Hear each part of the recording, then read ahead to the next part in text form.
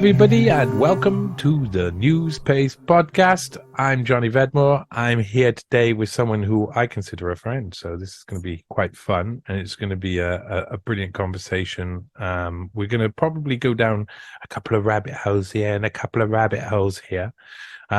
This is with EdTheTechie. You'll find him on Twitter, Get or whatever, as EdTheTechie. And I first met him as a memer, high quality meme enthusiast, I would say, and general techie, generally a nice guy. He was doing lots of memes around the place, and they were really clever stuff, and I was really enjoying it. And then we started talking, and before you knew it, we were just backwards and forwards. And then came in the Twitter crunch, the thing where everybody got crushed on Twitter for a short amount of time, where suddenly all your friends disappeared, your network of people just vanished all of a sudden. And EdTheTechie was one of those. And there was two people that I was calling for reinstatement through the entirety of that time, and one was EdTheTechie, and the other was Jinx. Because Jinx is naughty, and I do like him too. And both came back eventually, and it's progressed. I've been so lucky to go and meet Ed and hang out with him properly, and get invited into his life in some extent. So this is Ed. He's from Brighton. He knows a lot about this and a lot about that. Little bits about this, little bits about that. And he's going to tell us all about it. Ed, how are you doing today? I'm very good, Johnny. Thank you. And thank you very much for that really nice introduction. I consider you a friend as well. And it was really great hanging out with you that weekend you came down. Yeah. And yeah, no, I thoroughly enjoyed it. And hello, everybody. This is me. People might know me, people might not. Yeah, there's not much special. I just like making memes and making people laugh. Making memes, making people laugh, but also, treating people with a base sense of honesty and understanding, cutting through the stuff too. That's what memes do, is what art does, isn't it? Well, that's the whole point. It's one of the most powerful weapons we've got, quite frankly. And if you think about, there's actually a great meme floating around about memes, which is of a dinosaur, basically with a turtle, and the turtle's just hidden away, and the text over the dinosaur is like $1 trillion marketing machine, and then on the little turtle it's like loads of little people on Photoshop. And the humor, it cuts through so much. It really does. I mean, you can't be afraid of something if you're too busy laughing at it, and you can't take something seriously if you're too busy laughing at it. And I mean, I exclusively focus on world leaders and people in the public eye. I very occasionally I make a meme of a friend, but I will restrict myself to people who cartoonists and political commentators and stuff are all lampooning in the press, or not lampooning enough. And yeah, I'm kind of relentless. My current thing at the moment is replacing Rishi Sunak's head with Roland Rat, which, if you know me on Twitter, you will have seen them. And every single picture that Rishi Sunak's Twitter account puts out of him that I can Photoshop, it gets the Roland Rat treatment. And I know I make quite a few people laugh, but mainly I make myself laugh, which is why I do it. Yeah. I got you with that one. I think you touch on a few things there. One thing is that, and these are very serious, because whenever you have like some form of cultural output, some sort of artistic something, it always like makes you realize how life works and the prisms that we all look through and stuff. And so it's all very intriguing. What it links in with me at the moment, and what I've been looking into, is how PR and marketing basically are the filter, the photo filter, the filter app for nearly every single thing in our society. Every single thing gets its separate treatment of PR and marketing in a way that is really intrusive. So I was telling someone, I'll tell you this quick story. I was telling someone about how policy is made. A nice girl who strokes my cat. That's not a euphemism. She isn't a nice girl, and she does stroke my cat outside my house. I often go outside and I find her there, and she's petting away and she's enjoying herself. And I think she may be a little bit on the spectrum, to be honest. And I said to her something, and she replied something back and mentioned 20-mile-per-hour speed limits.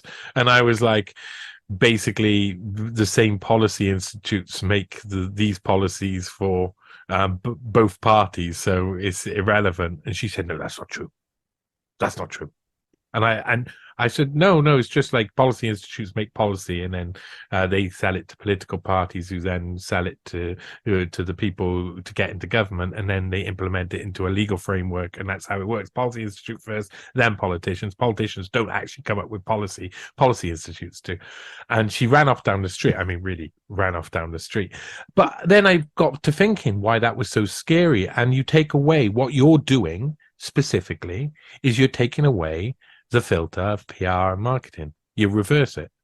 And that is a filter that is on everything. You can't get the policy institute doesn't get to its policy across if it doesn't market it and PR it well enough, and it doesn't get to government, and then it doesn't get into a legal framework and so on. And if we can find ways to do what you're doing in one section, and we reverse PR and marketing, I think that's what I see in what you're doing. It's like reverse PR. I think that's largely what memes are, actually, Johnny. I think that it's, but I think they're born out of a sense of frustration, and you try and put into words what that frustration is, or you try and express the frustration. And I mean, I tend not to use a lot of words on my memes. I like the pictures to stand for them on their own, because it gives people the opportunity to create their own words about them. And also it has the other benefit of not being, you can't OCR it, so you can't have a computer scan it and read words and then use those to filter it or censor it or whatever.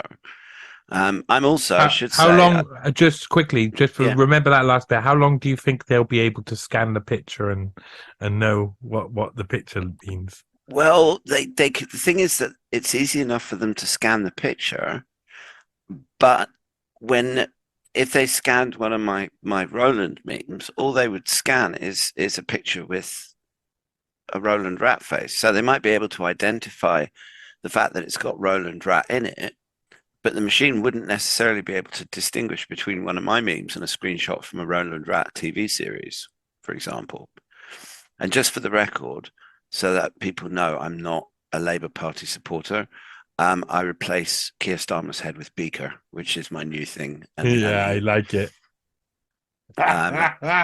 And that will be, it took me a while. I had to go through different ones. I tried him as Sooty. I tried him as a Womble. I tried all sorts of different heads for Keir Starmer. And then it wasn't my idea, actually. Someone online, I can't remember who it was on Twitter, made the suggestion. And I just thought, yeah, with that red hair, it's just so, it's so him. And he's a dark one.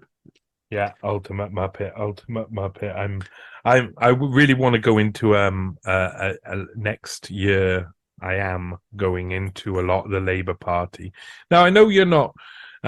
You say you're not Labour Party, so this interests me a little bit, because what do you consider? Do you consider yourself on the current political spectrum at all, or are you like me? Are you kind of like everybody's a bloody loon, and they're telling you bollocks all over the place? Which one are you going with? I'm like you. I mean, I'm politically homeless before COVID happened, and before all of the nonsense with all of this right-wing label that the certain sections of society like to throw around at people like me. If you actually looked at how I think society should be organized, go on, my friend. How would you like it to be organized? Well, no, but I would probably be relatively centrist, because there's certain views that I've got. I mean, for example, I think that every country should have a Second Amendment to start with. And I'm in favor of capital punishment, but I'm not in favor of corrupt courts. And so as long as there's a possibility that an innocent person is going to be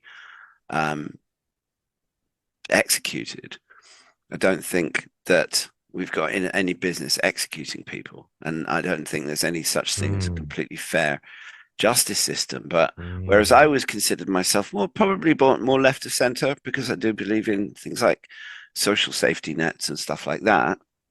But now I'm a right-wing extremist. Yeah, I know, me too. And My dad was a steel worker. Now yeah. I'm Lenin or something. Oh no, not the opposite. Sorry, I'm Hitler. No, he's even a bit left wing. Who was wrong? Who was on the right? I don't know. All of the dictators were on the left, weren't they?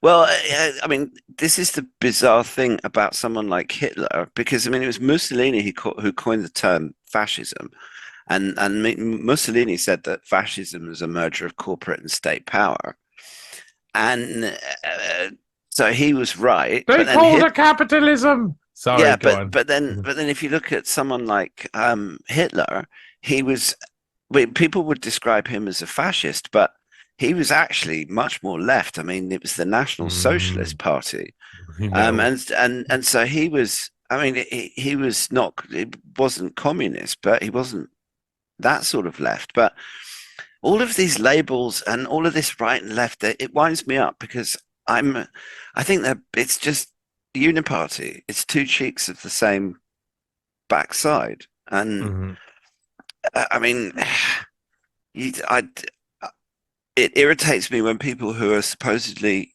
call themselves awake sit there talking about leftists and rightists and stuff like that, and I'm like, well, you've obviously clearly got a bit more waking up to do, kind of thing. Yeah.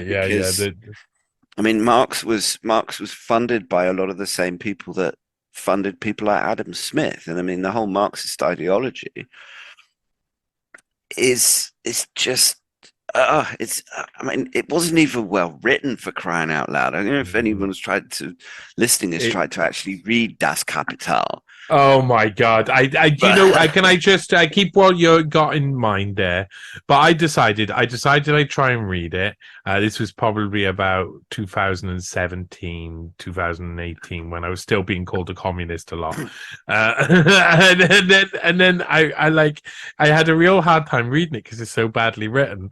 So I ended up going, okay, I was working nights in a hotel. I'll just listen to the audiobook over and over again. So every night for a week, I kept trying to listen to the audiobook, and it was just a guy going, and look at you, all of my enemies, ha ha ha, I'm gonna create something, and yours is bad and mine is good. And that was basically it. I just seemed to be fundamentally a really immature man being gloating about how good he is and how clever he is and how good his system is, while like knowing what his system actually has done over the years. Just it makes you feel sick. It makes you just not attached to, based in any reality. Like, but then if you look at a lot of that, I mean, the communist ideology, none of that is based in reality either.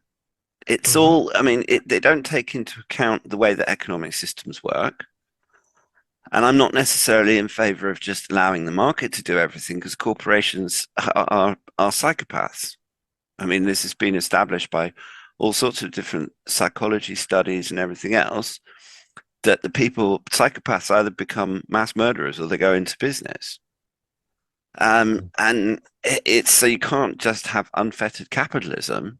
But what Marx was proposing is like fairy dreamland. And what he actually created, what they ended up creating with it, is more tyranny, more autocracy, more of the enslavement. I mean, I like voluntarism, which is the new name that anarchists are calling what they believe in. That because you can have, you don't need it's not about no rules, it's about no rulers. And actually, if you go on the basis that human societies are self-organizing, then you can't have mayhem. But there has to be, I mean, there have to be some political philosophers out there that aren't on the right and aren't on the left and have some good ideas. But people like that never get heard, because the way that academia works and the way that the modern world works is you have to be on board with whatever the current narrative is. What's and you can't. Go on. I was going to say what's bothered me, like when I think about Soviet Union and you think about all of the foibles and mistakes that were present within the Soviet Union, you got like warehouses full of the same size shoes that no one's going to wear, yeah, and other things like that. And I think that was just really representative of people. And again, you've just brought up something very interesting where you said, has anybody actually read Das Kapital or any of Marx's like work? Have you like once you actually read it, you realize that it's not easy to implement or understand. That a lot of it is just like blue versus red, or just one team versus the other. So it's just a nonsense at the end of it, combative nonsense. And that the reason why there was all these warehouses full of these things that no one was going to use was quite simply that everybody pretends to understand it. So it says, yes, we're going to enact it, and then they're just waiting for the other person to enact it so that then they can just follow the lead. But no one's taking the lead because no one knows what's going on, and that's what it turned into. It turned into, if you question the fact, the state of hypernormalization that occurs from that, then you get sent to the gulags, and that's basically it. Yeah, absolutely. And anyone, if you look at all of the great advancements in human technology and human thought and art and everything else, they all came from the periphery. They all came from the mavericks. They all came from the people who were called crazy until they were called geniuses.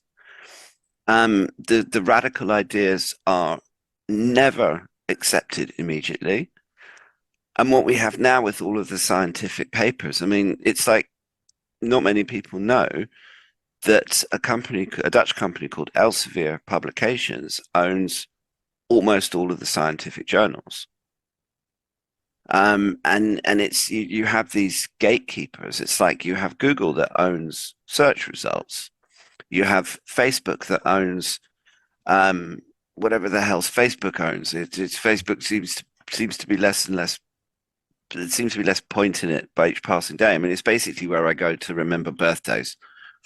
So that usually so that I don't get in trouble with my mother for forgetting someone's birthday. But all of my friends and family know I'm useless at it anyway. But yeah, I forget all birthdays standard. So there you go. I'm sorry to everybody involved. And I mean, and you have these. I was just talking to a friend on the phone earlier this afternoon, and she has kids. And she was saying how her kids all want to be YouTube influencers or YouTubers. How is YouTuber a profession? Surely you have to have a profession which you then YouTube about. I mean, you can't just YouTube my boring little life without. I mean, I understand it though. I understand it. I've been there. I've been there wanting to do something and not realizing that you've got to find something to do before you can do the something, you actually have to find, you have to get some content in that character and content for any YouTube channel you make. Now, I can tell you that I now create a lot of content for YouTube and the stuff. And I just like record everything basically. That's what I do. I go around recording everything, and that's being a YouTuber in a sense. You just got to go out and do stuff all of the time. And the thing is about the kids is that they want to do all of this, but they're going to hang around on benches and smoke weed like we used to do. Well, they talk to each other in video games. This same friend of mine was saying that when she sees her son and he comes over and he's literally just playing with his mate on a computer game or something, and the kid lives just down the road, and these kids have, instead of actually interacting, and it's having a really bad effect on society. I mean, so much of this cancel culture, woke narrative nonsense is just people being dragged along, and you just, it's like they don't want to think for themselves, and so the people doing the thinking for them want them to move like a nice herd of sheep into a particular direction. And they have these sheepdogs, which is like Mariana Spring, for example, She's a good sheepdog. Oh, Mariana, my beautiful. Yeah, the little poodle face you gave her, or little poodle look you gave her, sorry, body is amazing. She just looks perfect. She's just so beautiful. Yeah, she's just so she's She'll so come after me memeable. eventually. You know, her or her, the one who follows her. They're going to have to come after me. The BBC, me and the BBC have already had multiple behind the scenes, backwards and forwards about different things. And I've never agreed to work with them and always said that I don't trust them at all and been like, and they've always been trying to get in somewhere because they can't write a story about me. Because if they write a story about me, then everybody will find out about my work and that's a no-no.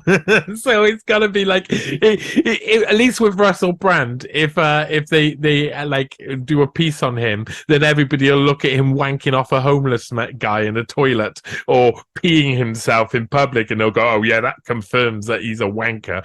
You know, with me, it's like they have to come to terms with the fact that Schwab's dad helped like the Nazis try and gain the atomic bomb, and that's a little bit more awkward and precarious. Yeah. You don't. Yeah. They can't have any truth bombs.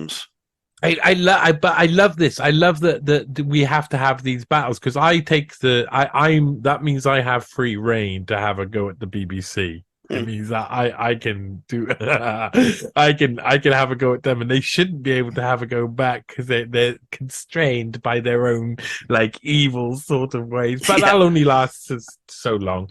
Eventually, they come after everybody, and I think one of the signs, the woke culture stuff, part of it is like the breakdown of the mainstream media means the mainstream media is pumping out this sort of stuff. And another thing, I've been thinking about this a lot recently, and I've been looking and studying, and I said it in a NEWSPASTE the other day, in one of the last ones that was out.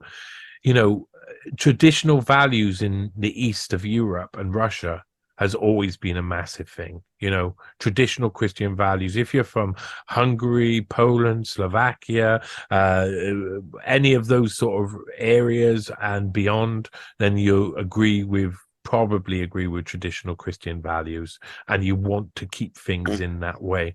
Woke culture is something else, and it's just not going to work over there. It's just going to cause a divide, and it doesn't even work over here. So it doesn't even make any sense because it just becomes with a load of people. It's got to be to destabilize your own population to cause problems. You go on. No, I was just going to say everything they're doing is about destabilizing it.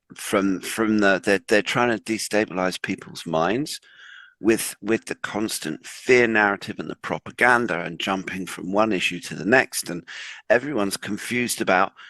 I mean, they've even got people confused about what's a man and what's a woman. They have people confused about social interactions where you have to somehow, to be a polite person, you have to think about what some person's pronouns are, and you have to twist language around by referring to an individual person as they or them, which is what you call more than one person, and every one of these interest groups has to be the most important. I mean, I'm not sure if you saw in the week, there was one of these large people influencers, I don't know what the politically correct term for them is, who'd set out a list of demands to airlines so that people that were too fat felt more included by giving them free seats and all of this free stuff. And it's just created this society of narcissistic, unpleasant people. No, it has. It's created a load of people who are basically going to continue to try and put their agenda forward until basically they get crushed. And this is, I mean, it's really easy to send a vanguard that's completely and utterly useless so that everybody's watching that vanguard before the actual battle commences, and you get your real fighters involved. And this is, I feel somewhat sorry for a lot of people who've been caught up in this. I feel that there's a lot of genteel characters. Gender itself is a complicated thing. Understanding how a effeminate scale of a spectrum of man can be, and how masculine the spectrum of woman can be, is just like, it's mind-boggling. I've met people who completely go against all gender norms in every different type of way.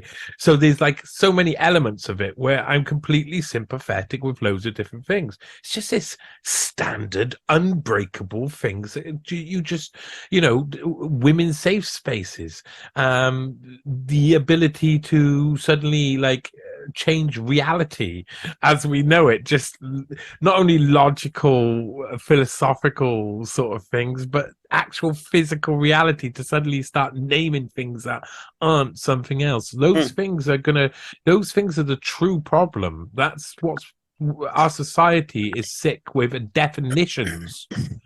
Yeah, it's no, I agree with you 100%. It's so Orwellian. I can't believe we have generations and generations of people that have read Orwell and learned absolutely nothing whatsoever.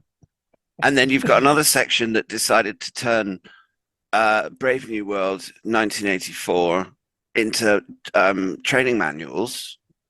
And I agree with you. The thing that really disturbs me about particularly the trans agenda is that they do the opposite of what they say.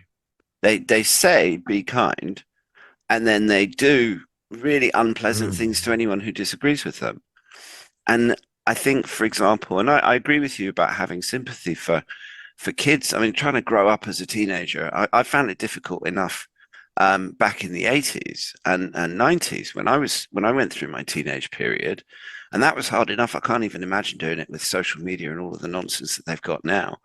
And also all of the teacher training manuals that are supposedly affirming people. And I think it's good to, I mean, it's good to affirm someone, but you don't. It's like if a young girl comes to you and says and expresses an issue about being female, surely the correct approach is to try and listen to them and understand what it is about themselves that they're so unhappy with, that they feel like they're born into the wrong body, instead of saying, right, well, we can attach a couple of bits and we can give you some pills, and yeah, we don't really know what those pills are going to do long term because we haven't really tested it, but we can help you out. It's crazy. I know what makes me cringe there. As soon as you say, "Oh, we can cut things and we can," it's the medical intervention part. That's the point where it's like, wow, okay,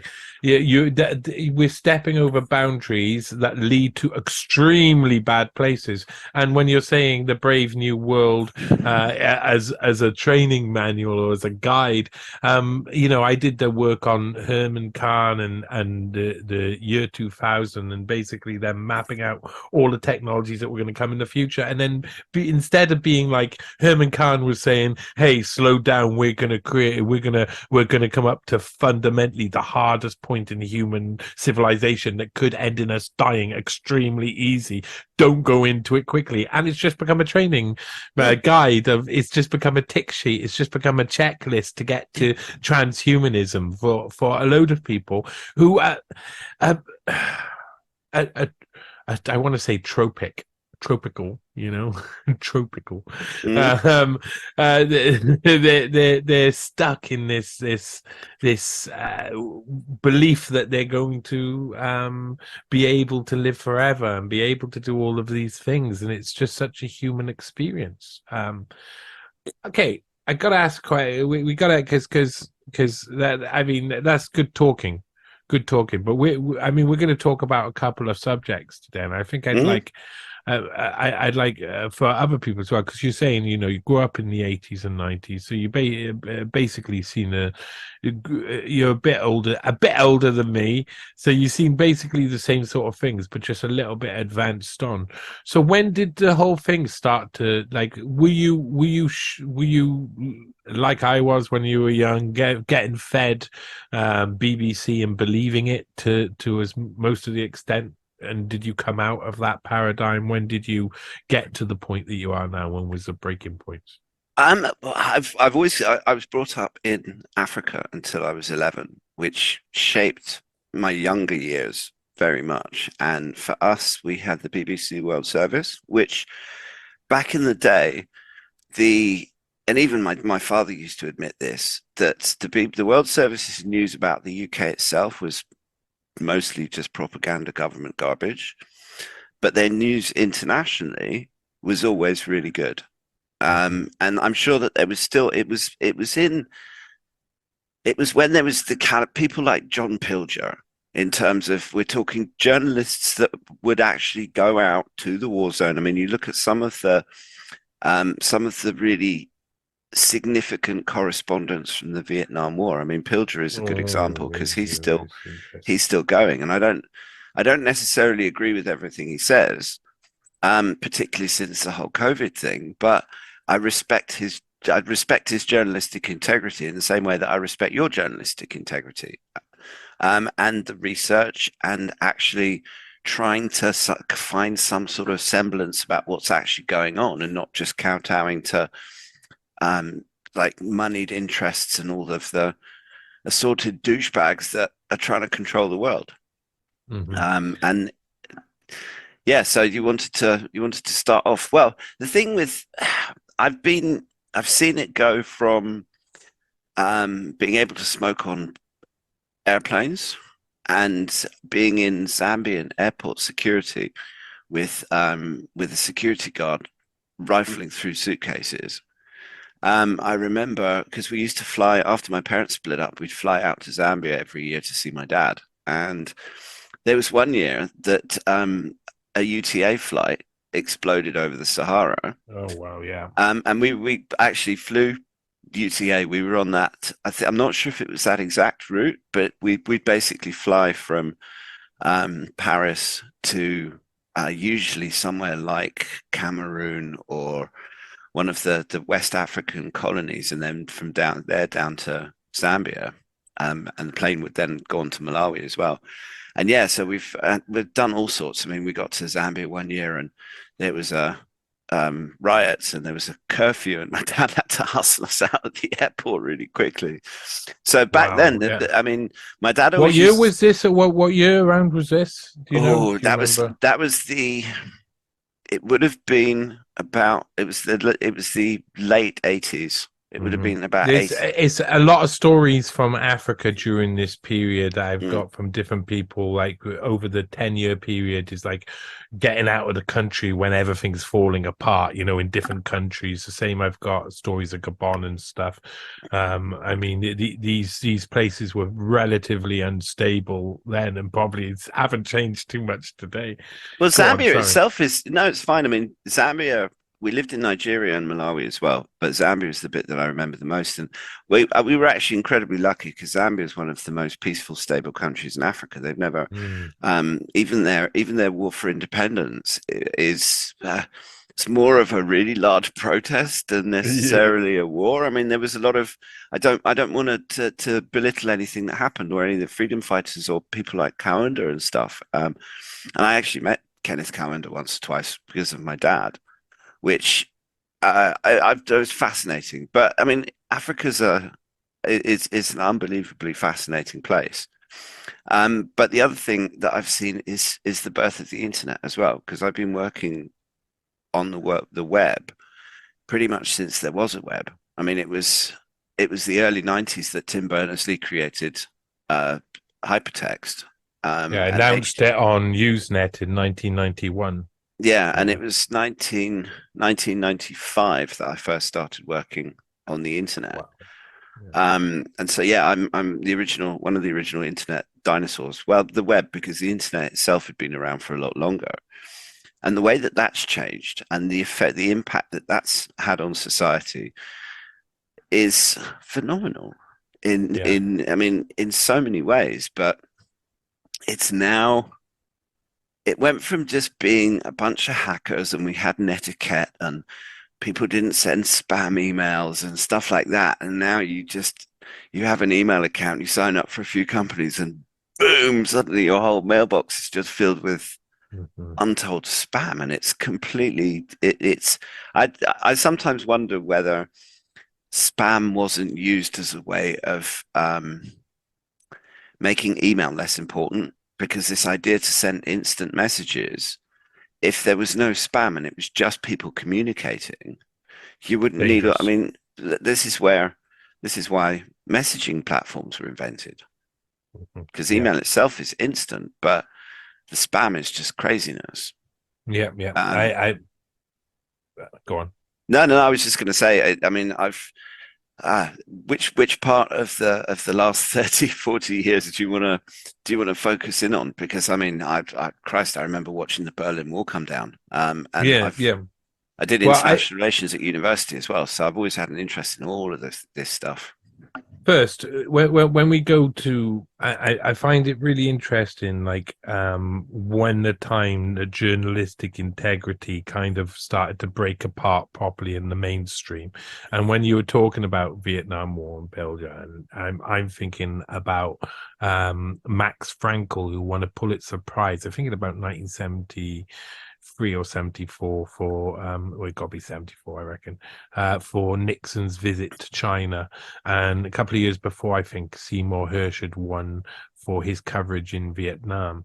And both those guys I see as narrative setters and part working and adopted by the establishment during that period. Max Frankel joined the German Marshall Fund, and of course Seymour Hersh kind of continued the essence of explaining like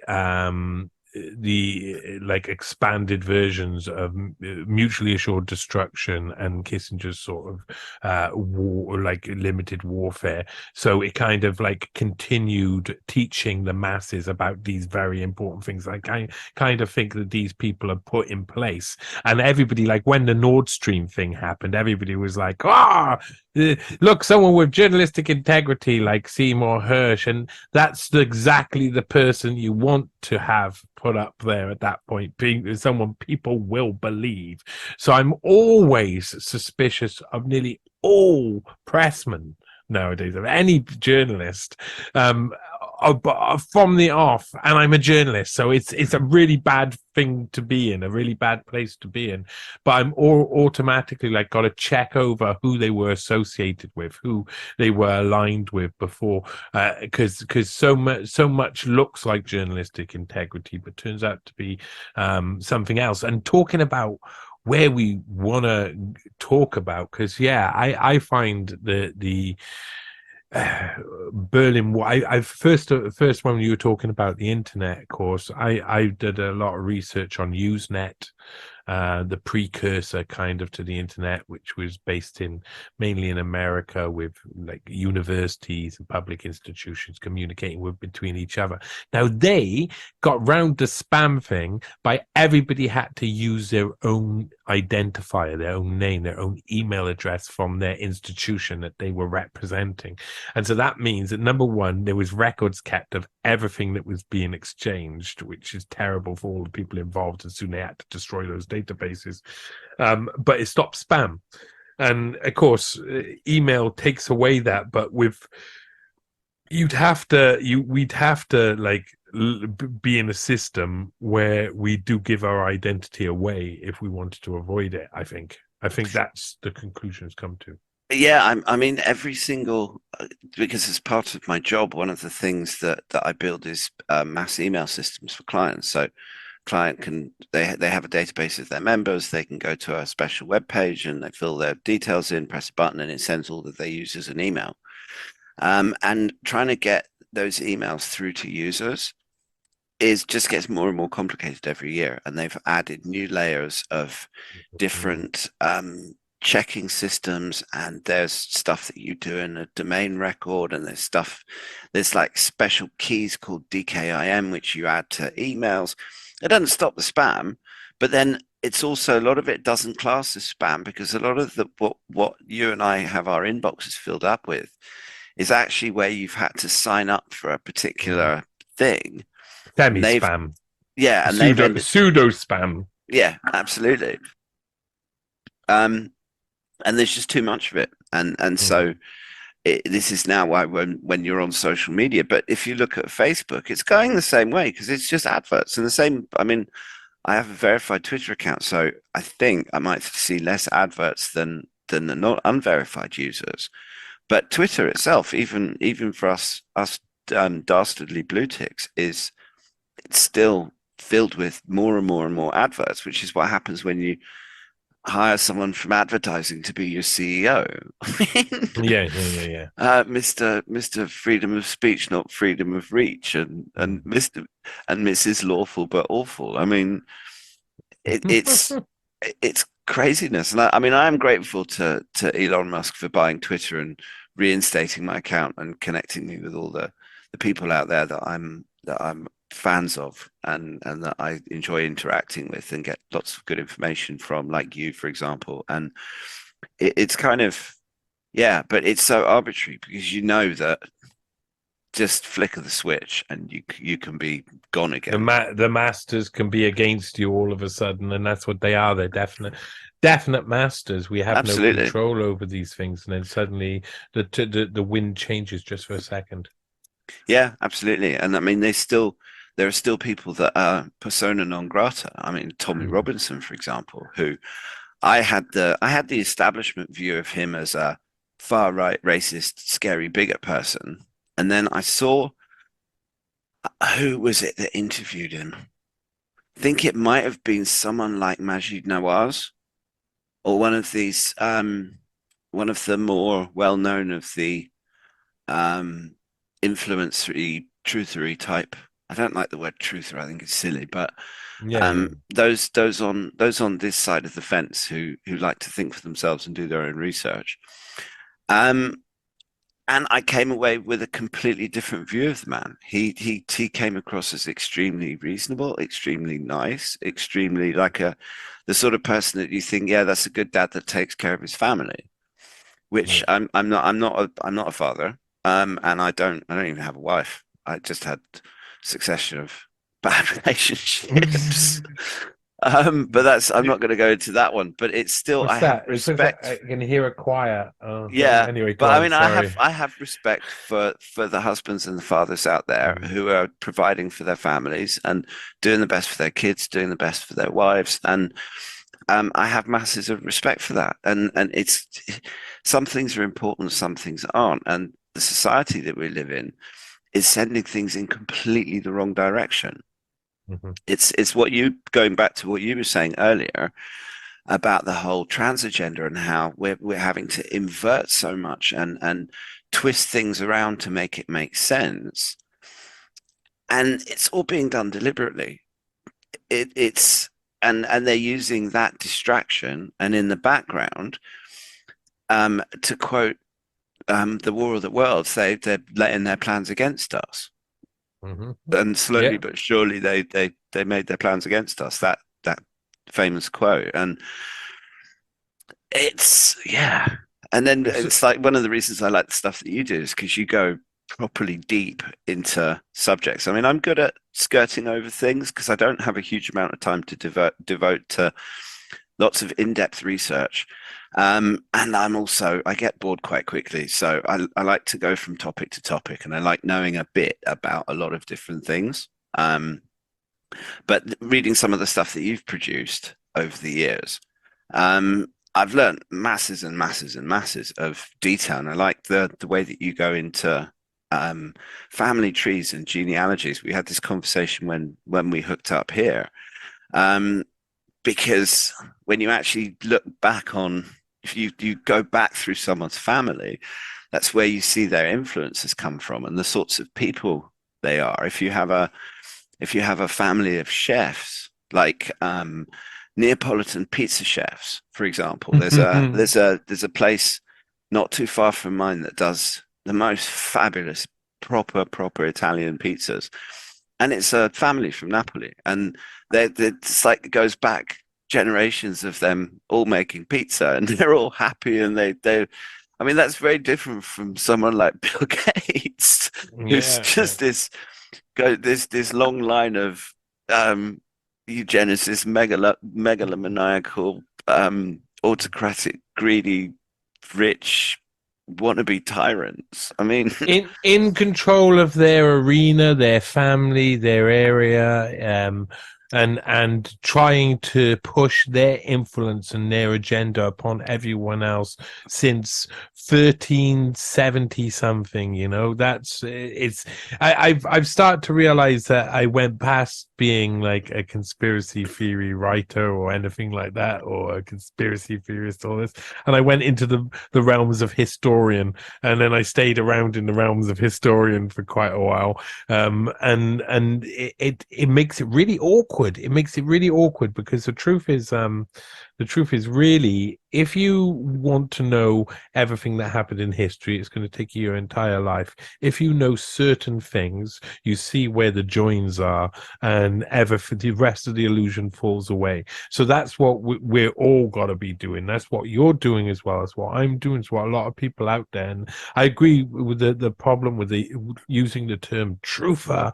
I used it today. I was talking to someone about 9/11, and we were having this conversation, and he actually doesn't believe in the official narrative, yet still sees the question of official narrative as conspiracy theory. But if you already know a conspiracy exists, you're just not sure which conspiracy it is. It doesn't make any sense.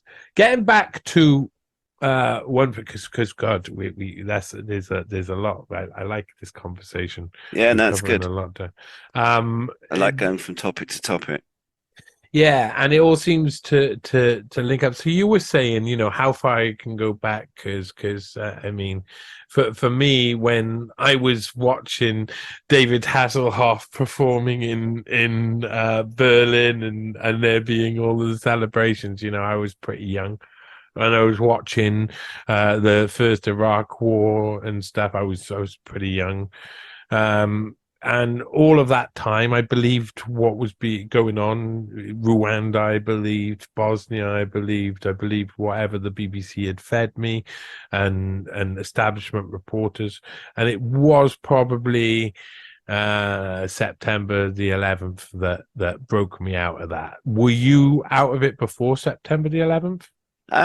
I've been fascinated by geopolitics, particularly political assassinations, ever since Indira Gandhi's murder. Not that I was a researcher, and I did believe the official explanations. And I think when I first watched Oliver Stone's JFK movie, those sorts of things kind of softened my mind up enough that when 9/11 happened, that was when I still remember very distinctly, not just what was happening on 9/11, but I still have a very clear memory of how it was a Friday afternoon at work, and it was about 4 o'clock, and I'd done everything for the week. I basically had an hour of time that I didn't have anything to do. So, and it had been bugging at me, and I sat down and I typed into, I can't remember what search engine it was. Was it Google? I think it was primitive Google back then. In fact, I think that was just when it was starting. And it was the most impressive search engine that I'd ever used up until that point. And I literally used all of them. I can, just a small tangent. I mean, the very first version of Yahoo, I used that. And I typed what really happened on 9/11 into a search engine, and I found a website called whatreallyhappened.com, which is probably not the same result that you'll get for a search like that today.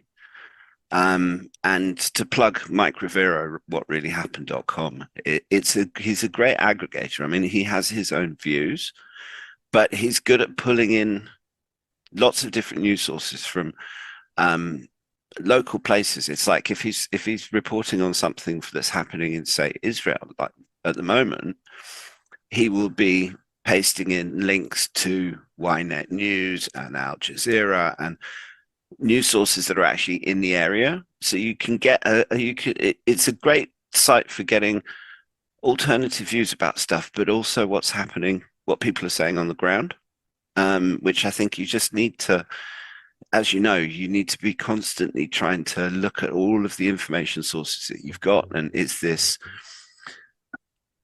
can I confirm this? Is anyone else saying this? Does this feel right? Does this track with my previous experience? Does this seem like it? If I was a detective, I'd say who benefits from this? And all these different techniques that we all have to use constantly to try and figure out what the hell's going on in this world, and to try and make sense of it, which is basically where my research started with 9/11. So yeah, I'd say 9/11, but I like to think I always take it back to JFK, because the Kennedy assassination is something that, like I said, political assassinations, Kennedy, Indira Gandhi, and far too many others. We could just sit here for an hour reeling off the list. But it's also interesting when you go back over events like that and you look at the rabbit holes surrounding the assassination of Indira Gandhi, and then you also factor in what about the I deep don't know state? much about the assassination of Indira Gandhi, and I probably should, because I've skirted by that subject over and over again, but I've never looked for, because I mean, she came up in Pottinger. It's a Pottinger supremacy with Gloria Steinem befriending her when she was a young CIA recruit, just recruited straight out of India. Like, oh, I just met her. I just happened to meet her. So there's obviously they're getting the agency in there straight away. So you know. That's not something that I know much about. So, Well, there's connections. I mean, I don't know a massive amount about it. I remember, well, I remember being probably about 7 or 8 and being absolutely fascinated to hear that this important Indian lady had been assassinated. And I think it was probably the very first time I'd ever heard the word assassinate. It's kind of a cool word as well when you're a kid. Yeah. But then my dad was really into Time magazine, which obviously I wouldn't describe as a reliable source of information now. No, I'd describe it as super gay. But anyway, go on. I'm a relic, so who knows? No, I agree. But they'd done this infographic of this whole area around where she was murdered, and I'm sure that there was more to it than that, and there was absolutely no alternative information in this article. I just remember as a child being fascinated by this whole notion that someone would get killed for having a different opinion to it. Was a formative little moment for me. And then finding out about Kennedy and Oliver Stone's, really, I mean, amazing. That's one of the. I mean, it shook me when I was young as well. Just left me. I watched it over and over again, and it's a long bloody film. Well, it's like 3.5 hours or something. It's like almost Seven Samurai sort of level. I don't know. I can't remember. Yeah, and it's and I've got it. I still have it, and I still go back and watch it. And I'm not sure if you watched the update. It's making me wanna. It's making me. What do you mean? There's an update? Yeah, no, he did a. Let me just pull this. Let me just find in my browser, and I'll pull it up for you. He did a. It wasn't the movie, but it was almost like a review. Not a review. What's the right word for it? He kind of. Hang on a minute. Let me just look. Yeah, it's called JFK Revisited, and it was 2021. Yeah, JFK Revisited through the Looking Glass, and he sort of goes back to talk to some of the actors, and he just sort of looks at aspects of the story. If you're a fan of the movie, you should definitely watch this. I'll send you the link. Mm-hmm. because it's it's interesting, and that for me was I was just about to go into university. Mm-hmm. And then for ages, I wasn't really that interested in I mean, I've always been interested in what's going on in the world, and I've always assumed that there's more stuff happening than we know about. I was a massive X-Files fan. And when the internet first came out, I was one of the people that was out there looking for different alternative bits of information, including the secret KFC recipe. Sorry, that tickled me pink. Yes. No, that was the thing. It was people, Yeah. but that was when the internet was um, much smaller and Mm-hmm. less full on, certainly less pervasive. I mean, back then I was a computer nerd, and over the years of over the last say 30 years, I've gone from being a computer nerd to an IT professional. Mm-hmm. And the technology has gone from the very first web browser I used, which was Netscape 0.9n, and it didn't support background images or tables or forms or anything like that. No, it could do forms, but very, very primitive. And you look at now, I mean, I've been working with OpenAI at work and doing a huge amount of AI stuff. I mean, Oh God. I actually did a coding project with AI, both Mm-hmm. because at the time I'd had a late night conversation with a friend, and we'd just gotten into a groove, and we'd been chatting until about 1 or 2 in the morning, and I'd had far too much wine to drink, and I woke up on Friday and I was just not in the mood for anything. So I thought to myself, right, I'm going to see if I can get AI to help me code this thing that I was trying to build. And it took me about half a day going backwards and forwards with it, multiple iterations, and getting it to debug itself. And I ended up with a script which I ran as part of the project for a client that I was working on. And it worked beautifully. And it was a really, really nicely written piece of code. So, but AI is not going to take over the world. Yeah. But that's probably, we've now jumped from September the 11th to AI. So let's just, Well. I'm happy to, Just before, let's see if this works. I take it it's this, yeah. yeah, JFK that's the was one. it? Yeah. Okay. Well, this looks like an interesting one. I also mentioned that Corey Hughes' book is out. You can read the first chapter on newspaste.com, and he looks deep into this. Of course, I mean, completely and utterly enthralling and intriguing look at like that conspiracy is one of the ones that's really fueled the modern day truth movement. The idea of conspiracy theory, all of it has really been was catalyzed in that moment. But And I mean, has they've been using the same playbook. If you Yeah. look at the techniques over the years, they're so boring. I'm going to say this officially to the CIA. Boring, boring, boring, boring, boring, boring, boring, boring, boring. Don't make him do anything too exciting. No, To but be honest, I'm very suspicious about them. Those people, those 3-letter people, and I've had enough of them, to be perfectly honest. So, my message to them is just stop, will you? Just yeah, please no, stop. stop. That's it. But Just it's stop. the thing is that once you see, this is why I find it so difficult that even people who are more aware of this stuff, instead of the kind of sleeping masses, um, it's I just, you see the same playbooks. And the thing that got me, it was actually when the whole Rona started, and when they started accusing people of being anti-vaxxers, and they started really clamping down on people. You know what it reminded me of? It reminded me of the anti the pro-Israel people during 9/11, because there was all sorts of threads. There are, as you know, there are all sorts of different threads that come out of 9/11, and there's Mm, quite a few of them, like Dancing Israelis, which you look at and it's a kind of things that make you go mm, and Echoed Barack nearly straight as soon as it happened, coming out and saying, "Yes, this was done by Osama bin Laden." Bloody, bloody. Yeah, and That's ridiculous. Bibi Netanyahu saying, "Oh, this is going to be really good for Israel." Oh yeah, no, it's really bad for America. Sorry, really, really bad, really tragic, really, really bad.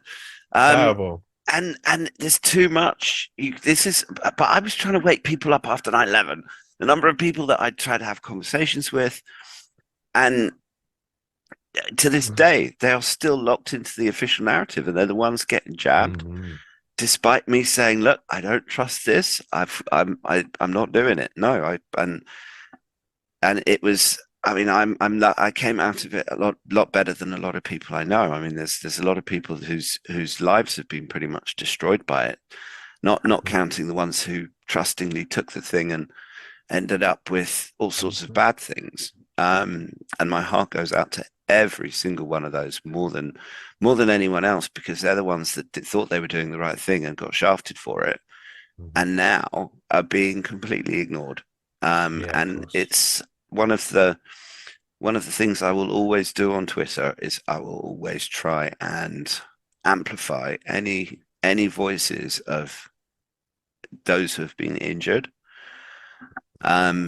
It's just stings of 9/11 firefighters or every single sort of heroic moment where they step up in the face of adversity, and it turns out it's a major psyop, and it's all they're just going to be used, a little pawn, a public pawn in the face, and even people who there's so many going right the way, if we're talking about JFK, going right the way back to the Kennedy assassination, people like Mary Pinchot Meyer, who was she was the wife of Cord Meyer, who was heavily involved he was in the CIA.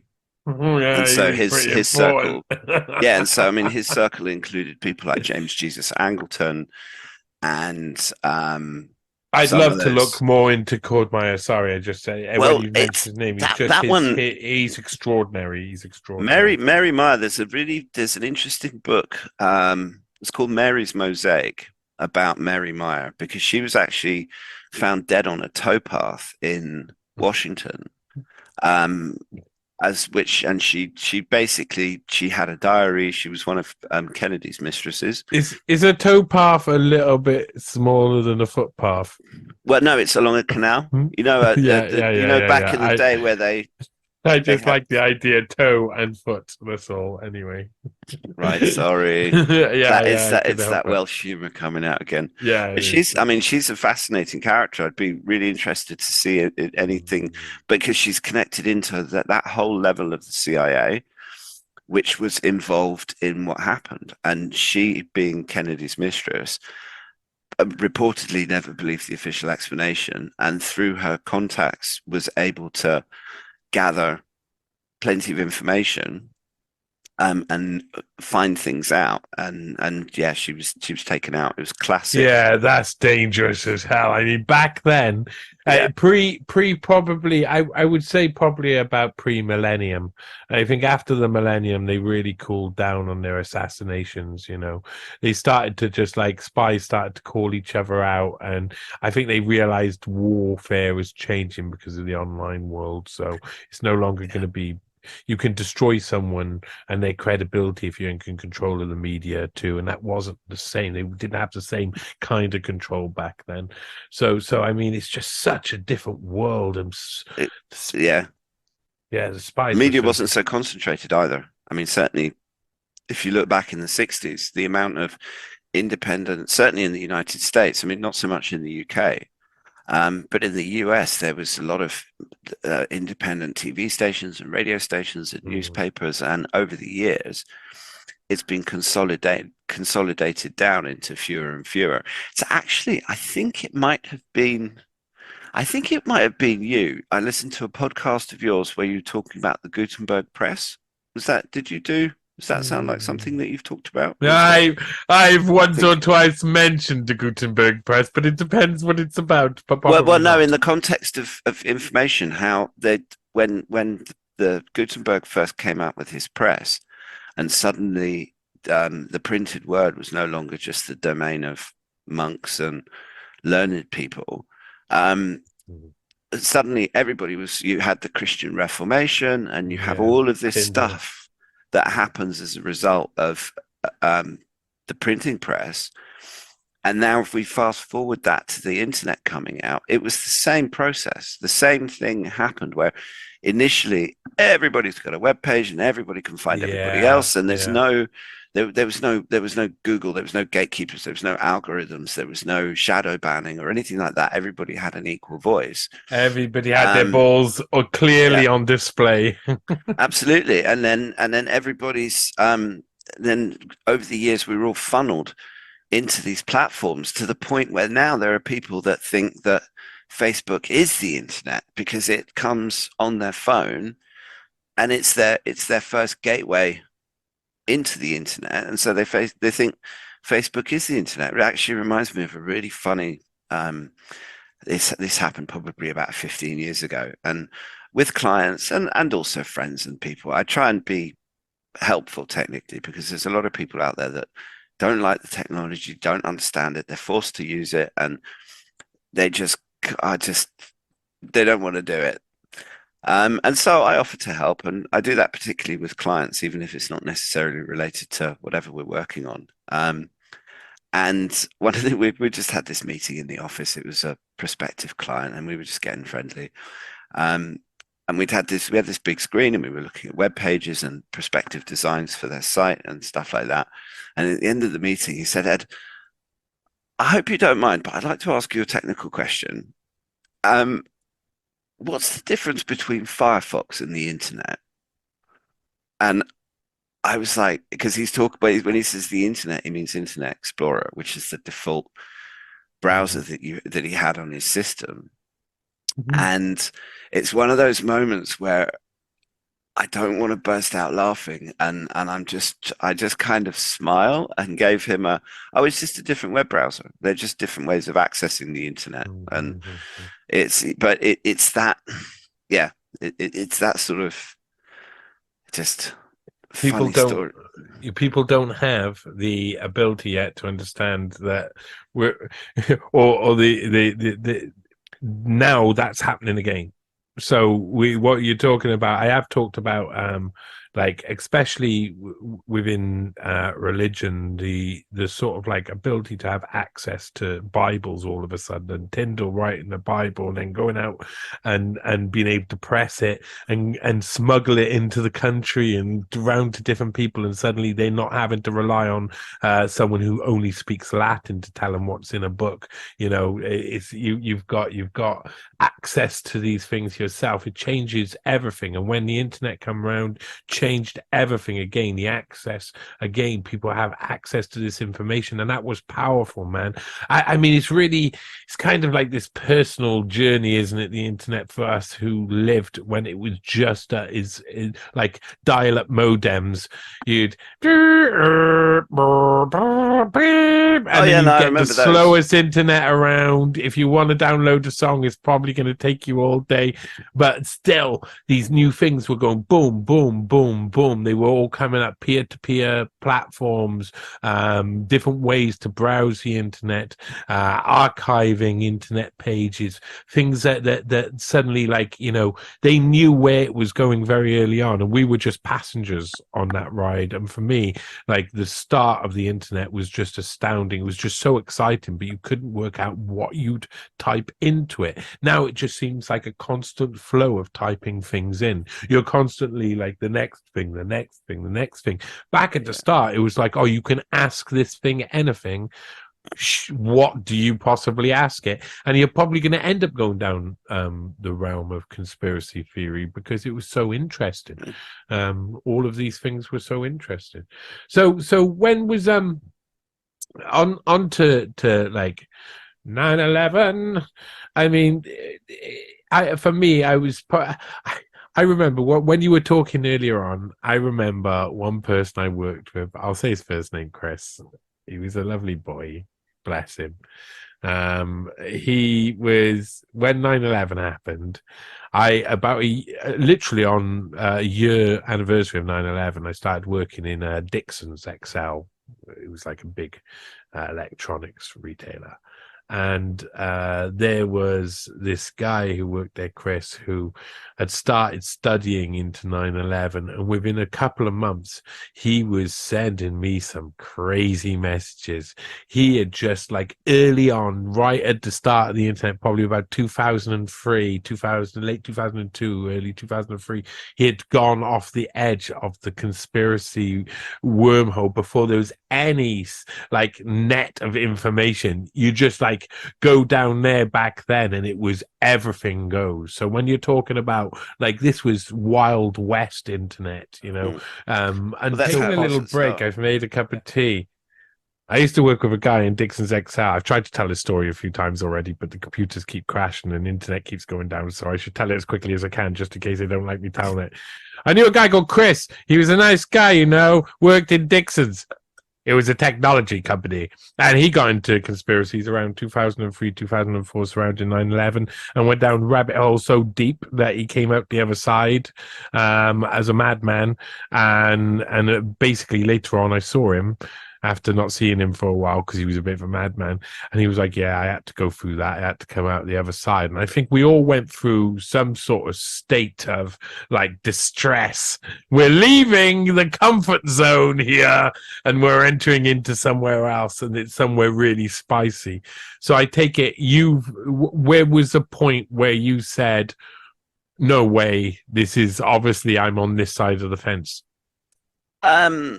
When those two towers came down, that for me was the before and after moment. In terms of what you described, your friend going through, there's a very good book that I came across around about the exact time I needed to read it, which was Robert Anton Wilson's Prometheus Rising.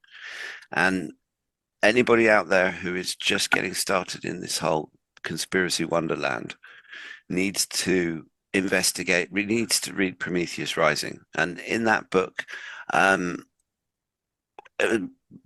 Wilson describes it as Chapel Perilous, is that place that you enter when you start down the conspiracy rabbit hole. And in Chapel Perilous, up is down, black is white, nothing makes sense. You have to look at everything 5 different ways, and sometimes you can look at it from 5 different ways and you see 5 completely different stories. People that you thought you could trust, you can't trust. People that you don't think you can trust, you can trust. And he said that you come out of Chapel Perilous either completely agnostic or completely insane, and that you have to always maintain a grip on your own sense of self, your own sanity, your own. You have to have anchors not into normality, because you soon realize that what you thought was the normal world is just a massive construct. It's like being in the bloody Matrix. And it's crazy how these things work out, because people talk about predictive programming, and then the Matrix came out in the late 90s, and it was one of those films that didn't do very well at the box office but did brilliantly on DVD. It did brilliantly on being sold out of a locker in work on VHS, grainy VHS. That's what I tell you. I can promise. And I mean, I watched that film 3 times back to back the first time, and I just watched it and I was just blown away by every aspect of the film itself was good, but it was the story behind the film, and it was like it resonated like Big Ben going off next to my bedroom window. And I think stuff like that actually prepared me for what happened on 9/11. And also being really into construction videos. There's this old series on Discovery of this company that goes around the world taking down really difficult buildings, and the amount of effort that they have to put into getting a building to go boom straight down. Yeah, it's insane. I mean, one of my it's interesting thing about 9/11, just following on from that little bit, because this is relevant, is that even after 20 years, I'm still coming across really interesting new pieces of information about 9/11, which previously I would have ignored. It's like I sort of skirted around the directed energy weapons thing 10 years ago, 15 years ago, when I was researching 9/11. and it just seemed a bit too fantastical to me. And there was it was too much like sci-fi, a little bit too kooky even for me. But ever since the big Rona, from my perspective, all bets are off as far as all of those theories, and that includes David Icke and the reptilians and all of that stuff. There's a few things that I haven't been sold on.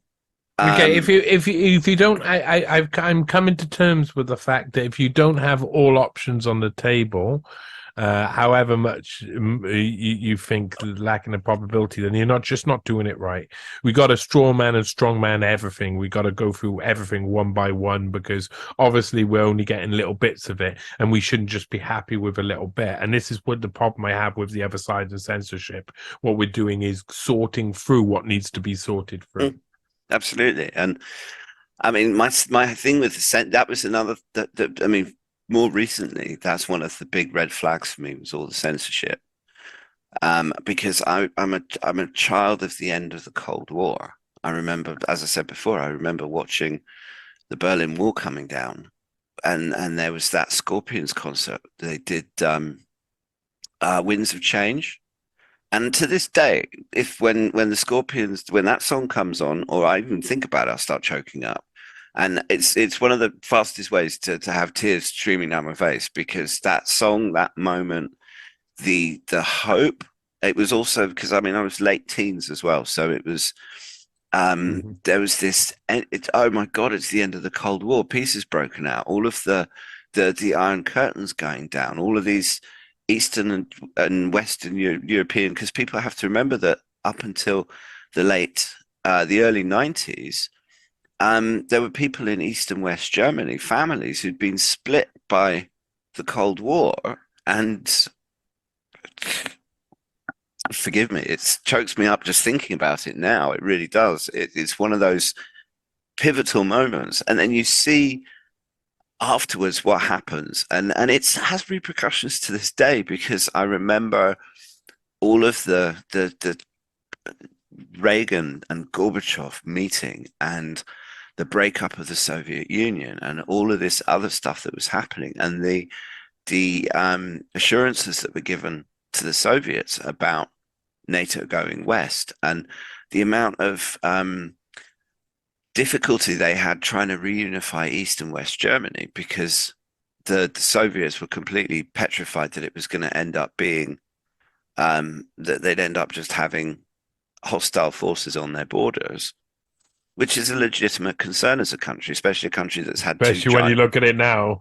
Yeah, well, especially when you look at history as well, because it's not just a country; it's a country that's had two massive, giant armies intent on taking over, and has, credit to them, seen them both off.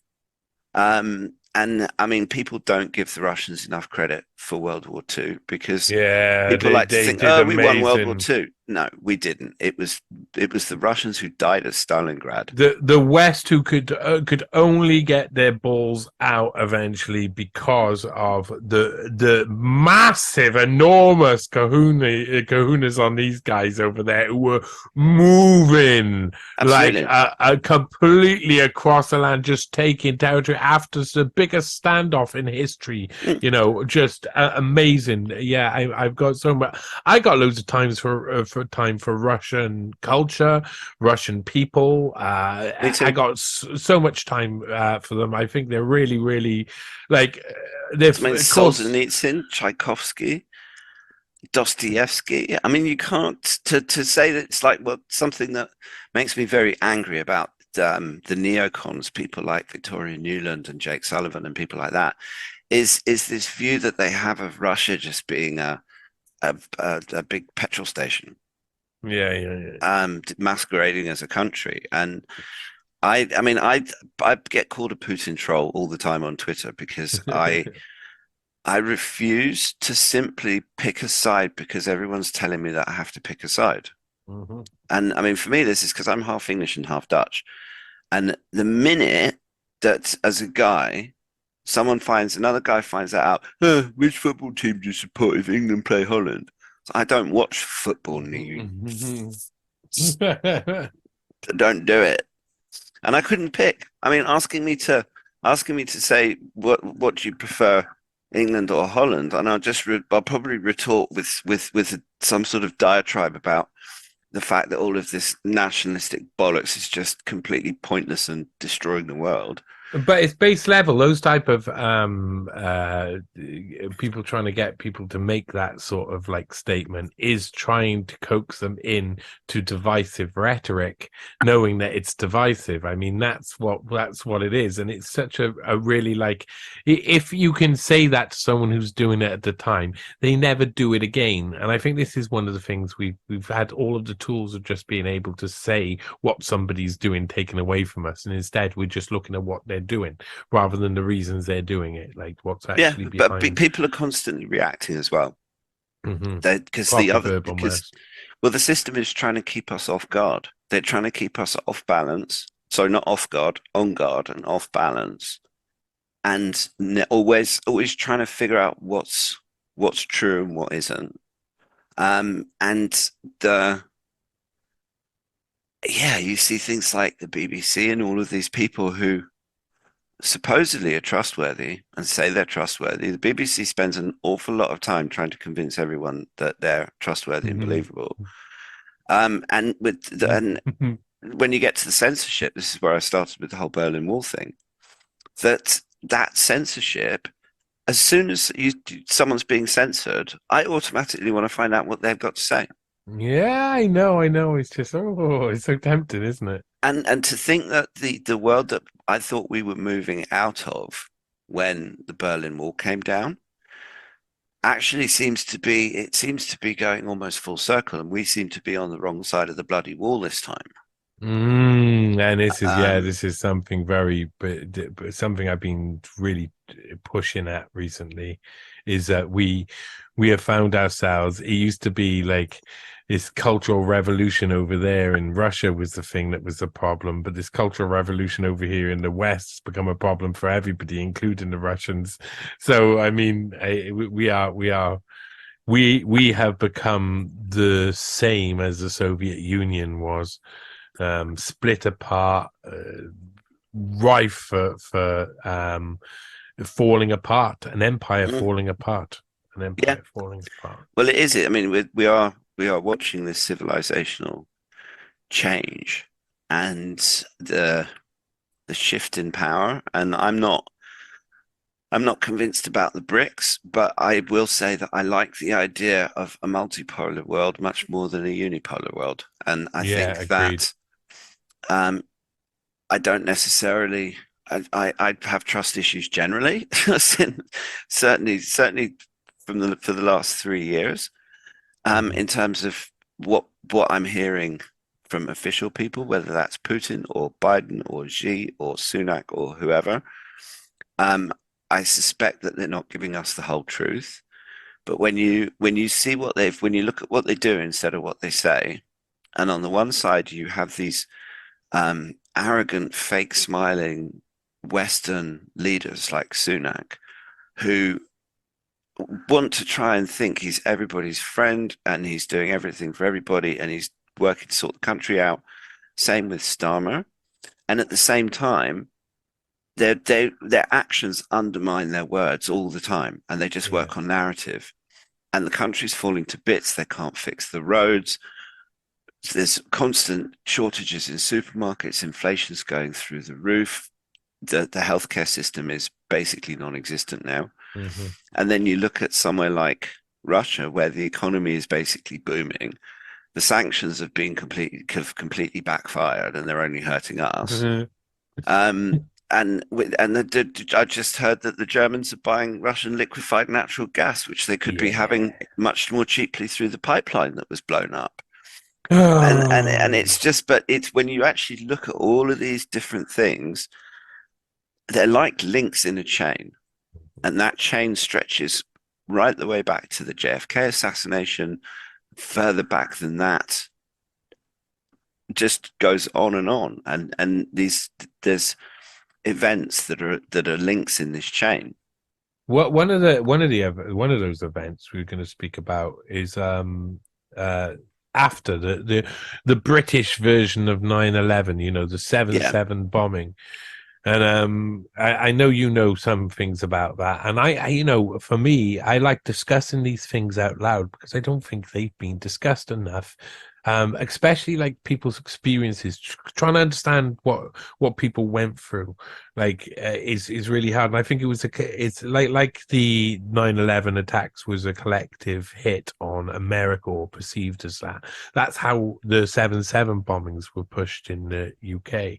And I remember that I had moved out to France 2-3 days before. I had been on the underground.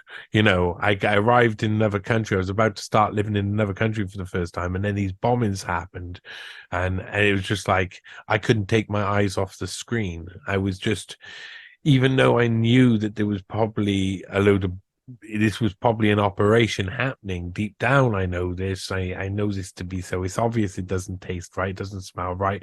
9/11, we've already seen what's happening there.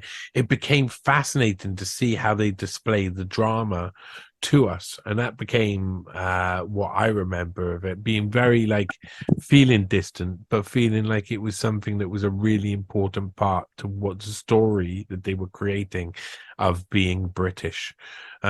So what was going on there? What was happening at the time that you can bring light onto?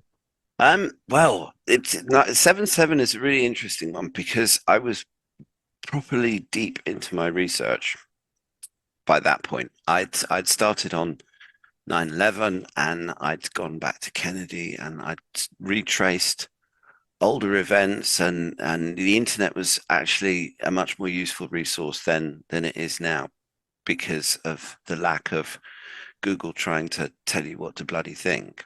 And I remember 7/7 happening. I was actually living in the same place, doing the same job. My life in external terms wasn't significantly different from how it is now, apart from wrinkles and more flab and life experiences. But I was very tuned in. And I was actually updating a blog at the time. And it was kind of there was also sources like Prison Planet, which was Paul Joseph Watson, he's more kind of a YouTube commentator, but back then he was much more connected to Alex Jones and the conspiracy side of things and stuff like that. And he's a fantastic researcher back in the day. And I mean, a lot of his videos now are funny. But yeah, anyway, so there's a whole load of stuff that he covered at the time. And it was because of 9/11, I was suspicious about 7/7 as soon as it happened. And as soon as the first reports of bombs going off in London happened, I was all over the news. And then came along Peter Power and Visor Consultants, who happened to be carrying out an exercise, basically doing exactly what ended up happening. And somehow this guy was let onto local radio. And it's the thing, one of the common features of these big mass casualty events like 9/11 and 7/7 is that at the very, very beginning, in the first 2 or 3 hours, is when most of the pertinent information actually comes out in little bits. But it's then it'll be on one news report and you never see it again. And this Peter Power thing, that was very much what they tried to do with that. But by that point, we were just at the point where it was really quite easy to video stuff. And someone managed to get a copy of that footage. And it's still available. People can go and find it on YouTube. And because of the FEMA drills in 9/11 the day before, on the 10th of September, I was just looking for stuff. And if you think about the climate back then, this was just before the Iraq War as well. And the whole country here was against, it was one of the biggest anti-war marches that has ever happened in London. And it was basically the government completely ignored it and went along with Bush in that disastrous, now as we know illegal war. And it was all bound up with that. They needed to keep the terrorism fear going. That was part of it. They had to link the UK with the US. There was also the Atocha train bombing in Spain, which again, it connected mainland Europe into the whole terrorism thing. They followed they were very similar sorts of scripts. And I mean, there was so much about 7/7 itself, which didn't make sense, from the supposed bombers through interesting reports from various eyewitnesses who I remember hearing about at the time, who were saying that they were having to walk out of train carriages that had where the metal shard, where the metal of the floor of the train carriage was actually pointed upwards, as if there'd been an explosion from underneath. Reports of people working on the buses, there were anonymous reports from bus drivers saying that the crew that normally worked on the CCTV systems on the buses, there was a different crew that came, and that they spent longer working on those buses than they would normally have spent on a bus.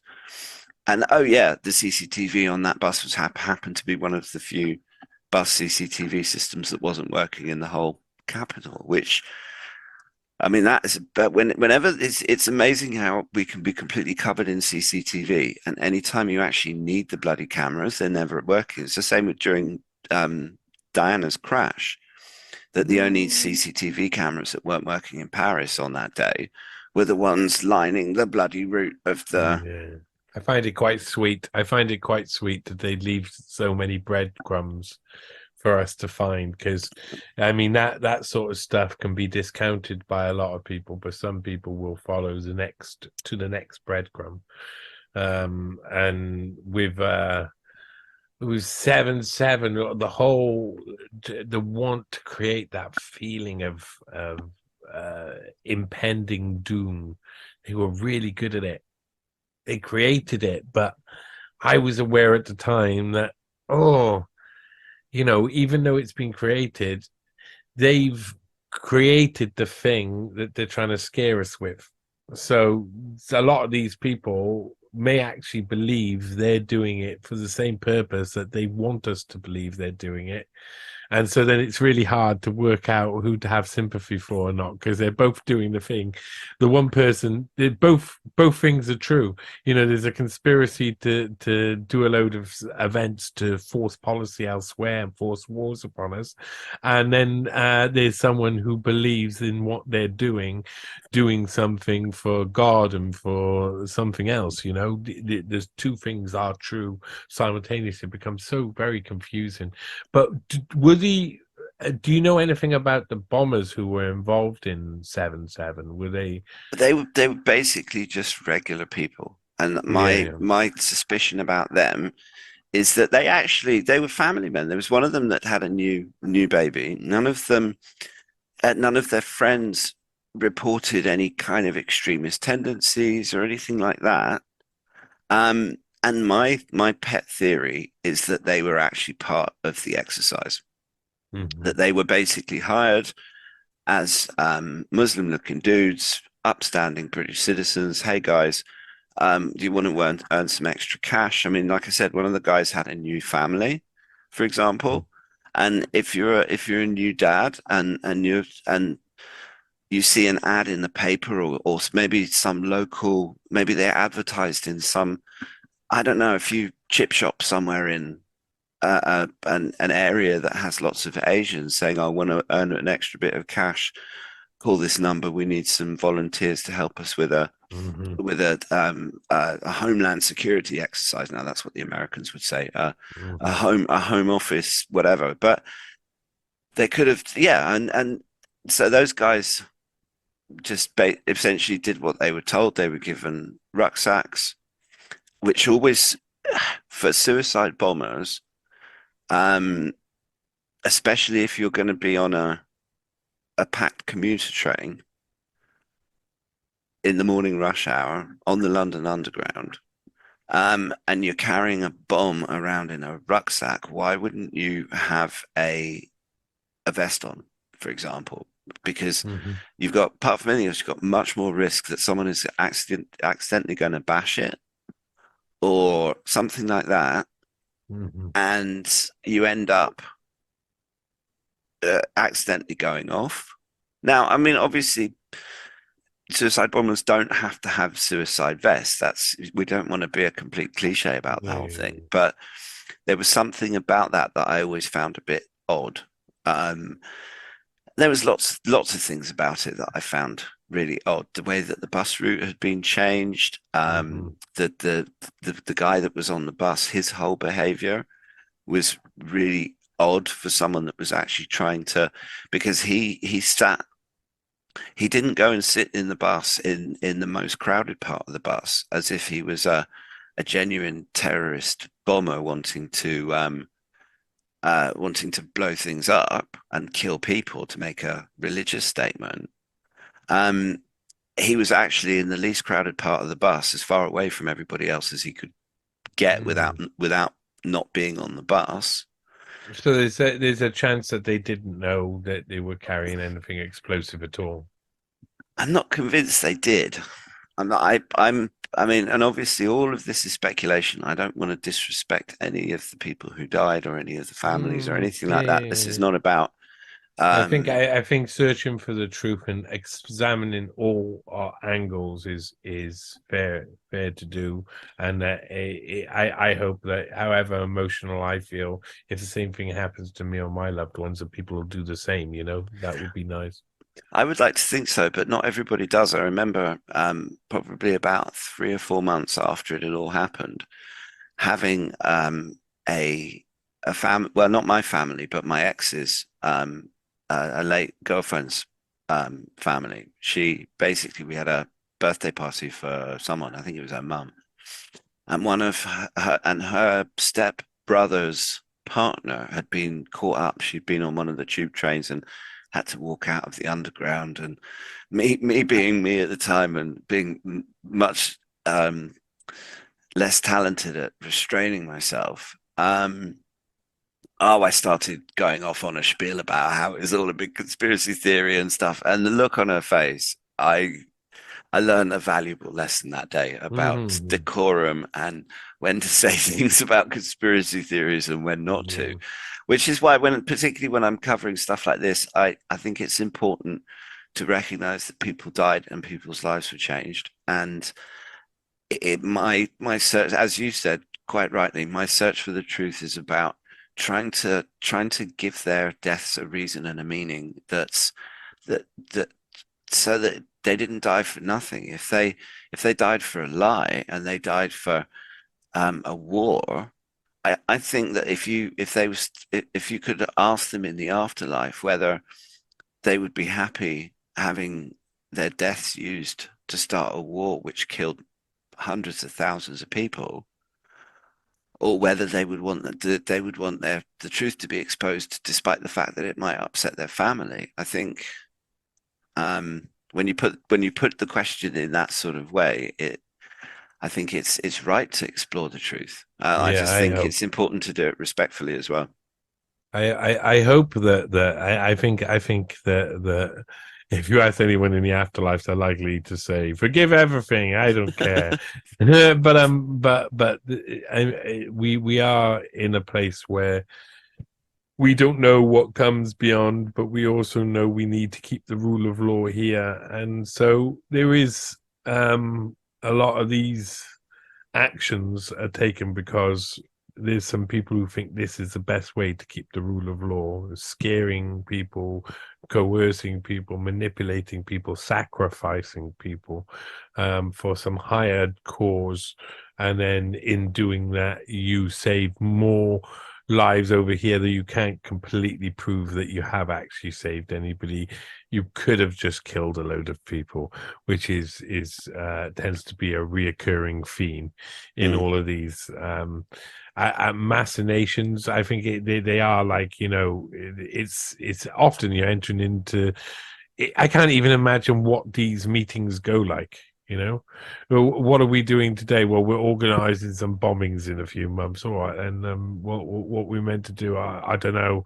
We got to get these Muslims to look like they're bombers. Well, that will be. I'll give them a backpack and some money, and they'll be in there because people are desperate anyway. So I mean, the whole thing is, it's really hard to work out how you'd even start it off, but it's not as simple as I've said. Go on.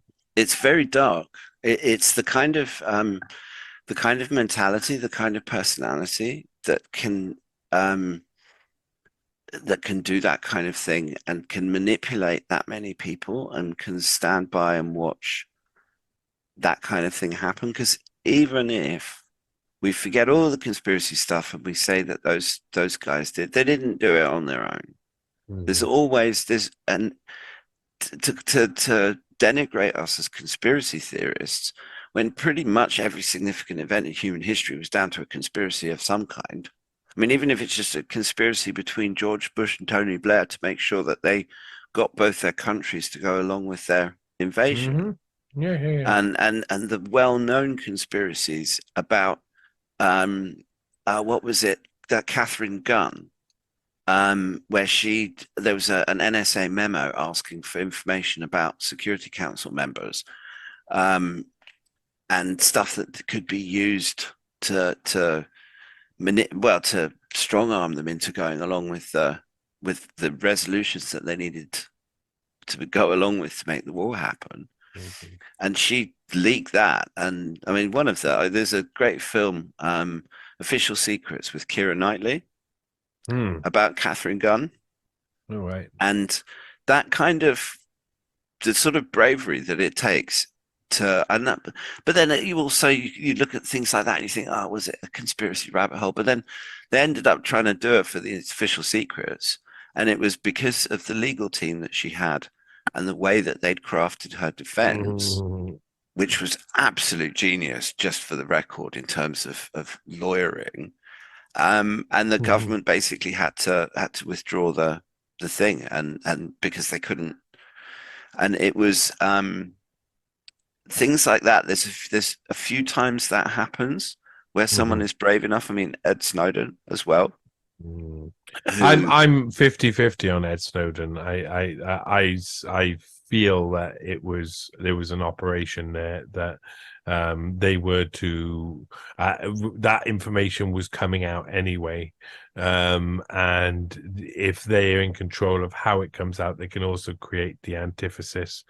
And Greenwald, it's suspicious. All of this, all of it. The way they've like switched allegiances. I think like lots of people I talk to seem to assume that they must have compromise on some of these people, and that when you look at their lives, it's like always easy to compromise them. But everyone could be compromised. Yeah, indeed. I do accept that as both a warning and criticism of going too far. I do try and walk a line. So like I say I'm 50-50. I'm willing to turn around and say, personally, I think Snowden was a bit of a construct. And I believe Greenwald is one of those who are like allowed to be semi-establishment whistleblower sort of journalists. I find the same with Matt Taibbi and other people like that on that sort of scene, Aaron Mate. And I know loads of people are like, oh, they're independent and they're really important. But then you look at what they do and they kind of like, it is a very like, I call it the neo-establishment underneath. But again, to be honest, I try and take the stuff that the information that they produce on face value, and I look at it myself to see if it makes sense. And in some cases, like, I mean, Matt Taibbi, he gets some gold stars from me just for coming up with the Goldman Sachs is a vampire squid on the face of humanity. And I mean, his research. Easy one, no, easy one. Oh no, it's an easy one. It's just a nice turn of phrase. But I mean, he did some some of his work during the financial crisis. There was a lot of stuff that I read by him, where he actually helped me understand some of the shenanigans that were going on. And I mean, I agree with Ryan Christian from Last American Vagabond about the Twitter files, how it's all just been screenshots and snippets, but they've said that they're going to release actual stuff, and it doesn't happen, and it just seems a bit like some sort of musky sort of psyop type thing. There's hegemony there. Taibbi's dad has also got links to this like underbelly establishment, and his the person he worked with on the Exile in Russia. I can't remember his name. I can never remember his name. It's so annoying. It's always on the tip of my tongue. It's one of those. They wrote a book together. I think it's called The Exile something. It's a very racy book where Matt Taibbi says lots of naughty things, and so does his co-author and co-guy for The Exile. But he said, it's Amos.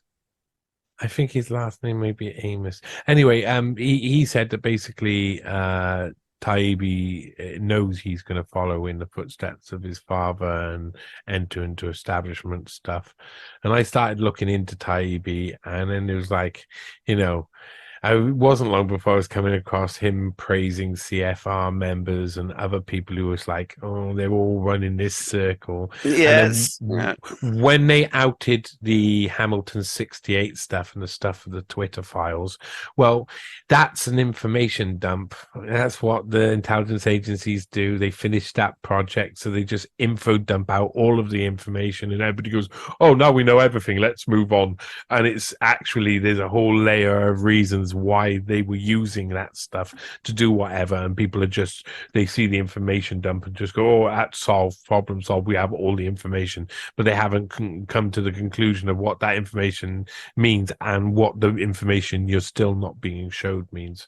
And I feel that Taibbi is one who is walking in the same like walking along with people who are doing the same job as he's doing in different areas. And so all of these people, they pump out the same people. It's the same people that someone like Russell Brand would have on as guests. A lot of the people who Russell Brand would have on as guests, people are like, oh yes, I agree with them. And I agree with them. But then I look into them and I go, I'm a bit worried about who they are and what it really means, because a lot of what you're given, if you're listening to someone, it's probably because you've been tricked into listening to someone. That tends to be the good rule of thumb nowadays.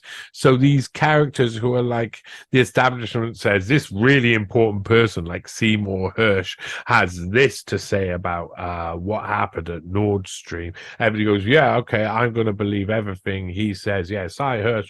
Now, Aaron Mate starts writing articles. Taibbi starts saying things. All these different people. Seymour Hersh. And the same tentacles of this octopus, a different type of octopus than the one Taibbi was talking about with Goldman Sachs, is out there doing the same sort of like sucky stuff that sucks. Right. Yeah, gold in my sacks. Ed, right at the end. We've had a chat about a load of different stuff. We were going to talk about some subjects in particular, but I had a feeling. No, we covered what we were going to talk about because we'd started on the 7-7, and it did take us about an hour to get there. But I feel like it was an interesting hour as well of just covering lots of different bases. The thing is that it's not until you start doing that a little bit that you actually begin to start to see how things are connected together. If you spend too much time down one single rabbit hole, you forget all of the other ones, and it's a bit like a frog hopping between lily pads on a pond kind of thing. It's a nice way of putting it, but it's you have to skip around a bit because all these things are connected. There's no certainly big events, 7/7 bombings, 9/11, invasion of Iraq, COVID, etc. They're all links in a chain, like I was saying. Hmm. Yeah, big moments in a massive Mm. chain that is all over the place. And once you realize how things work, you start to see how it can all be manufactured to be the way it is. And that's I mean, what's going to be your aim for the future then? Are you going to keep on the meme front? I suppose you're talking about like working within like doing AI stuff now, so I suppose that's going to be all of the rage, and that'll take off. Where do you see us going in the near future with that? Um, well, as far as the AI goes, I think it's going to integrate the same way other technologies have. The only problem is that the other side can use it for much more nefarious facial scanning control stuff. So that's where the memes come in, because I just hope that some of the memes that I put out get seen by people who are just germinating questions and just starting to say, hang on a minute, are these people really serious? Um, and in between the memes, hopefully they'll see some of my other tweets and connect with some of the people that I'm connected with on places like Twitter. Because it's not just me, there's a whole movement of people who don't get the sort of recognition, or not recognition, but don't have the same sort of follower base that I do. Mhm. But I do what I can to try and amplify them if I can. Vaccine injured people, particularly. Other memers are good if there are memers out there who aren't following me, and yeah, go for it, because the memes, they keep me going as well. It's art therapy. I joke about that sometimes, and say, look, this isn't art, it's therapy. And Mhm. it's like an abused kid drawing pictures of their abuser. That's what I do Yeah. when I'm mucking around with pictures. And it's also just having a laugh. I mean, one of the nicest comments I get from people is, I was having a really bad day and I've just come across one of your memes and you've just got me in stitches. And I've just had a look at your account and I'm still laughing and you've made my day better. I love that. If you can make Yeah. one person's day, if everybody set out to make one other person's day a little bit better spontaneously, without expecting anything, without being asked, Mhm. just go out and try and make one person's day a little bit better. If we all did that, the world would bloody change overnight. Yeah, that's an awesome message. And I have to say, George Bush painting the second explosion on the towers is one of the best memes in It's history. still my favorite. It's actually one of my first ones. Really? Yeah, and it's one I of can those hear ones. Bob Ross. I did the meme with it. I did the caption for it, and just gonna paint this one a little friend. You know, that's just oh it's terrible. Oh, it's terrible. But it Um, sometimes it you can capture a moment, and you can capture an entire decade or an entire paradigm shift just by a simple little image. And mhm. I never set out to actually create something like that when I made that meme. I was just combining pictures. But when I did it, I was like, oh, that's good. And Yeah, it's not, yeah, sometimes you got to give yourself a bit of credit too. It's a good thing. yeah, excellent. Thanks, hey, thanks for coming Thank on you. and talking. Thanks for talking. So much fun. See you I'm soon. always happy to come back and chew the fat with you, amigo. Been Rockin'. excellent fun.